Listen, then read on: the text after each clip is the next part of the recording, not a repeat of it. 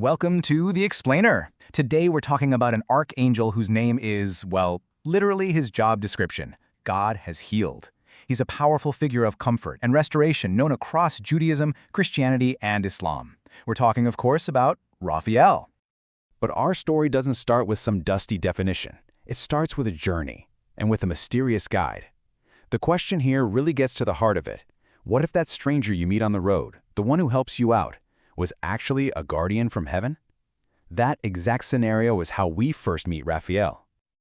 So to really get who Raphael is, we have to go way back to an ancient story where he makes his grand entrance, totally in disguise.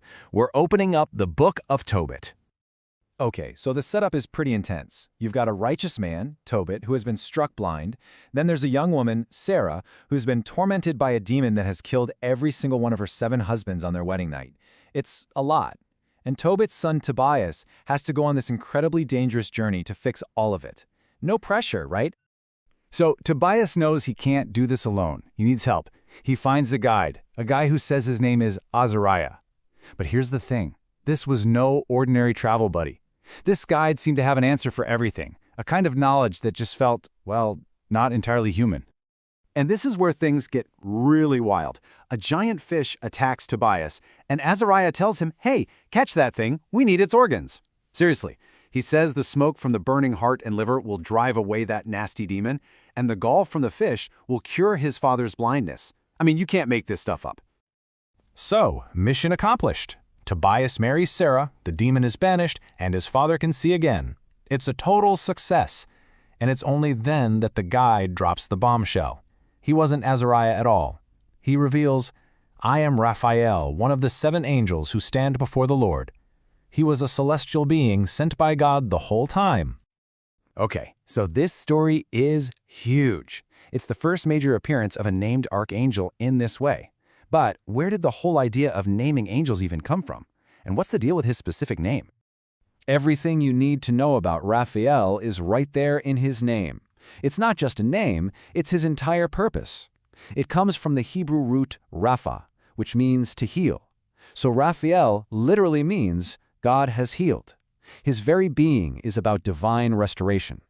Now, what's fascinating is that for a long time, angels in the Hebrew Bible were just anonymous messengers. But then, during the Babylonian exile, Jewish culture comes into contact with these Babylonian traditions that had all sorts of named gods and divine beings. And it's right after this period that we start to see named archangels like Michael, Gabriel, and of course Raphael showing up in Jewish texts. So now that he has a name and a story, his identity just takes off. Let's look at how he was adopted across Judaism, Christianity, and Islam, because his role really expands in some incredible ways. After the Book of Tobit, Raphael's story was far from over. His identity kept growing in Jewish tradition, and he actually got written into some other pretty famous stories. Later rabbinic texts actually look back at the story of the 3 visitors who came to Abraham and say, hey, Raphael was one of them. While Michael was there to announce Sarah would have a son, and Gabriel was off to deal with Sodom, Raphael's job was to heal Abraham after his circumcision and to rescue Lot. This just cemented his role as the ultimate angelic prince of healing. Now, when we get to Christianity, things get interesting. Raphael isn't actually mentioned by name in the New Testament, but early Christians were pretty sure they knew where he was working his magic, even if he wasn't named. There's a famous story in the Gospel of John about the Pool of Bethesda, where an angel would stir the waters and give them healing powers. Christian tradition basically said, who's the healing angel? That had to be Raphael. This connection made him a major archangel, and his list of patronages just grew and grew. Travelers, doctors, even happy meetings and finding a spouse. It all goes back to that original journey with Tobias. All right, let's take a big turn. In Islam, we meet an archangel understood to be the very same one, but he's known as Israfil. And here, his main job shifts from personal healing to something on a massive, cosmic scale. So just look at this contrast. It's amazing. In the Judeo-Christian tradition, he's the personal guide, the healer, the protector. But in Islam, Israfil is the herald of the end times. He stands there eternally with a trumpet at his lips, just waiting for God's signal to blow the horn that announces the day of resurrection. He goes from being a personal healer to a kind of cosmic alarm clock for all of humanity. So with this incredibly rich and diverse history, how do we see the influence of this ancient angel of feeling in our world right now?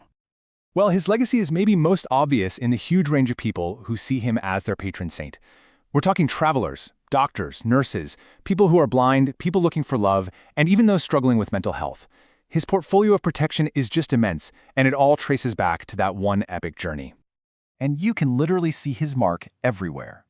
In art, you'll often see him holding a traveler's staff or that famous fish. And his name, San Raphael, is stamped all over the globe on cities, churches, and mountains. It's a permanent reminder of the hope he represents. And that really leaves us with one final thought. Whether you see it in a doctor who finds a cure, a friend who gives you the right advice at the right time, or just some unexpected happy meeting that changes your life, maybe the spirit of Raphael, that healing presence on a dangerous journey, is just as active today as it was thousands of years ago.